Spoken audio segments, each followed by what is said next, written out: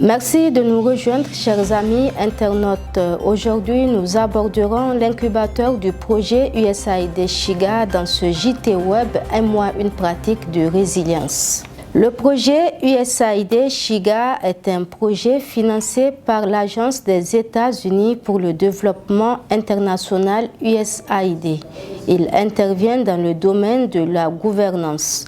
Monsieur Seydou Ardi, coordinateur renforcement de capacité des organisations de la société civile et incubation, nous fait la présentation du projet USAID Chiga avant d'évoquer la vision et les objectifs du dit projet. Le projet Chiga, qui est Sahel Human Voice and Governance Activity, est un projet de gouvernance mis en œuvre au Niger par l'ONG FSVC avec l'appui de l'USAID. En tant que projet de gouvernance, il vise d'une part à renforcer les capacités des organisations de la société civile pour qu'elles puissent jouer un rôle de suivi des politiques publiques. Parce que par essence, la société civile a une fonction de suivi, a une fonction de recherche de la redevabilité.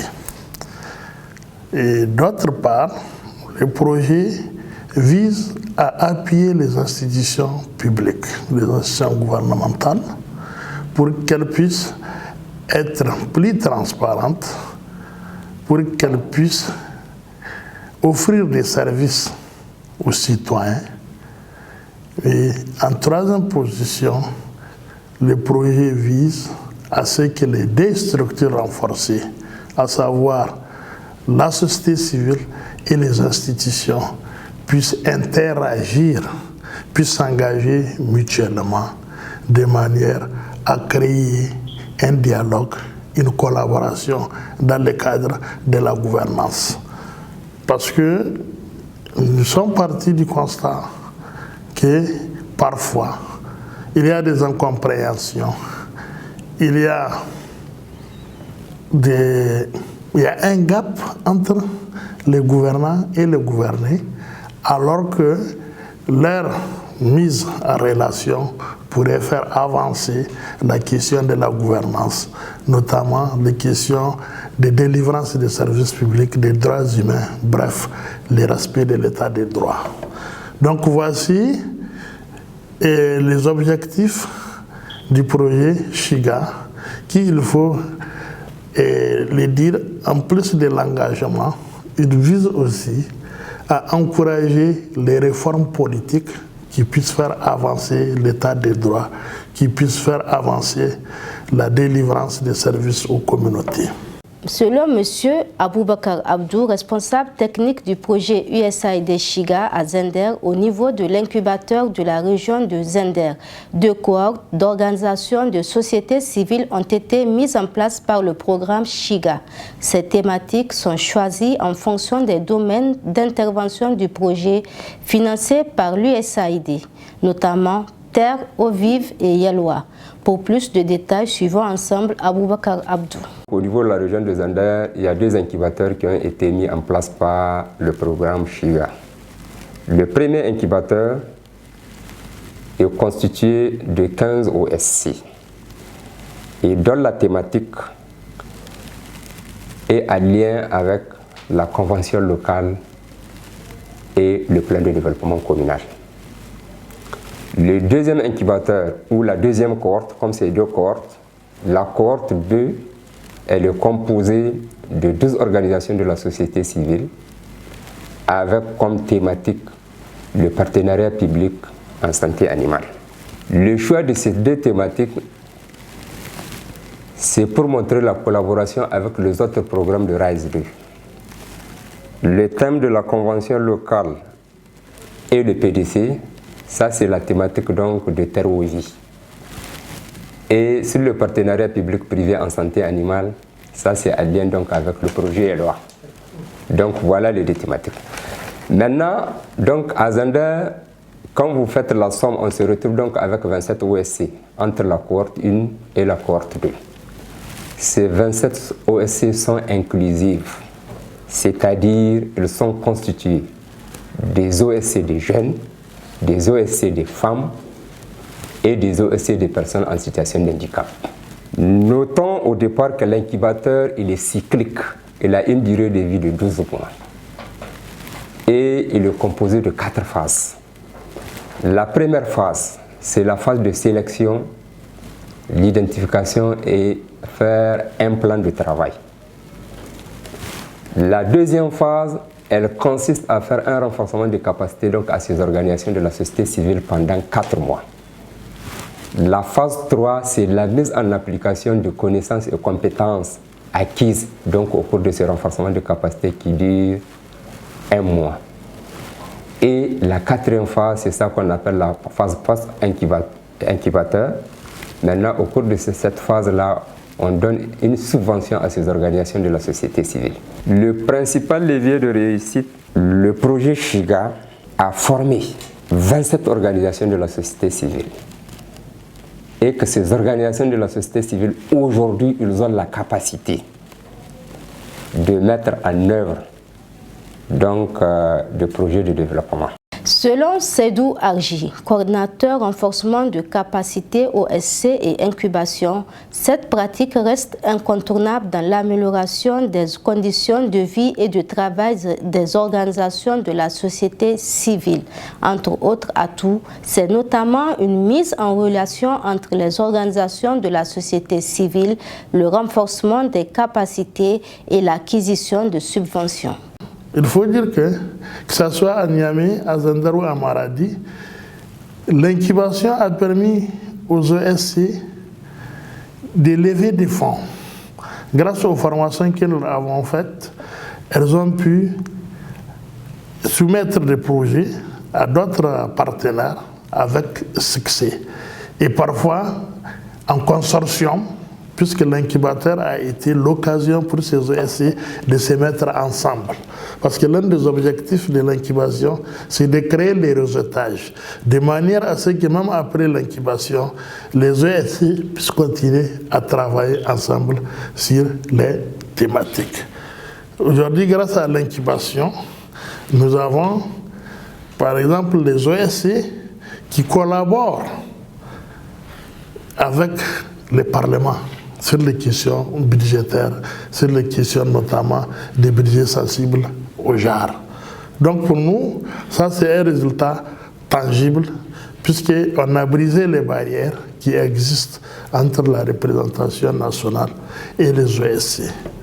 Et un autre succès aussi pour l'incubation, c'est que nous avons des OSC que nous avons incubés qui ont gagné, y compris des prix à l'extérieur, que ce soit dans le domaine du plaidoyer et autres, mais aussi les simples faits que les OSC aujourd'hui puissent démultiplier les formations que nous avons faites est pour nous un succès. Et les OSC, dans le cadre de l'incubation, ont y amené des conférences, des études, ceci, cela. On a, in fine, des organisations de la société civile qui étaient embryonnaires, je dirais, au début, et qui aujourd'hui sont professionnalisées et peuvent, de par leur propre capacité aujourd'hui, lever des fonds, faire des activités et continuer le travail de plaidoyer et d'engagement sur les politiques publiques. Pour la présidente de l'ONG Action contre la mendicité des femmes et des enfants à ACMEF Niger, Abdou Ali Fatoum Zara, beaucoup de changements sont à mettre à l'actif de leur incubation par USAID Shiga. Pour elle, l'appui de Shiga leur a permis de participer à un programme international et de rencontrer beaucoup de gens qui interviennent sur les violences basées sur le genre. Auparavant, on était 2 structures qui cohabitaient dans un même local. Mais maintenant, grâce toujours à ce projet, nous avons pu avoir notre propre local. C'est déjà un pas en avant, un atout. Et deuxièmement, nous avons été outillés avec des documents stratégiques, à savoir notamment le plan stratégique, le manuel de procédure, plan de communication. Il y a également le plan stratégique que nous avons déjà eu auparavant, on n'avait pas ces documents-là. Il y a la visibilité également, puisque auparavant, c'est vrai, nous avons des pages Facebook, Twitter, mais cette fois-ci, notre activité, notre ONG a pu avoir plus de visibilité à travers ce projet-là. Ça nous a permis de recueillir, d'avoir des connaissances, des collaborations avec d'autres acteurs ici à Zender, puisque nous avons pu créer un réseau pour qu'on puisse collaborer ensemble pour monter un dossier, pour répondre à des appels à propositions. C'est des opportunités qui nous ont vraiment été offertes. C'est des actions qu'auparavant, nous n'avons pas cette possibilité de pouvoir même agir en tant qu'une ONG. C'est vrai, on est une jeune structure, mais aujourd'hui, nous pouvons dire que, alhamdoulilah, grâce au projet Shiga, nous avons créé un consortium ensemble pour mener une activité, un projet. C'est ça notre meilleure réussite. Pour le président du conseil d'administration de l'ONG Amitié Éducation Développement AED, M. Moussa Salha, on peut citer au titre bénéfice tiré de l'incubation de son ONG l'acquisition des documents stratégiques. Selon Moussa Salha, notre ONG a été créée en 2012 et était dans la léthargie. Avec l'arrivée de Shiga, l'organisation a été un peu plus prometteuse, a-t-il reconnu. En ce qui nous concerne, l'ONG Amitié Éducation Développement, il y a un certain nombre de bénéfices que nous avons eu à engranger, qui sont de 2, 3 jusqu'à 5, si on peut le résumer ainsi. C'est juste un peu pour avoir une idée. La toute première, c'est l'acquisition de documents stratégiques. Documents stratégiques qui passent par le plan stratégique, le manuel de procédure, le plan de communication, et ce qui nous a même poussé à faire des plans annuels pour pouvoir un peu mettre en œuvre nos activités quotidiennes. Ce qui par le passé, donc, on était dans la léthargie.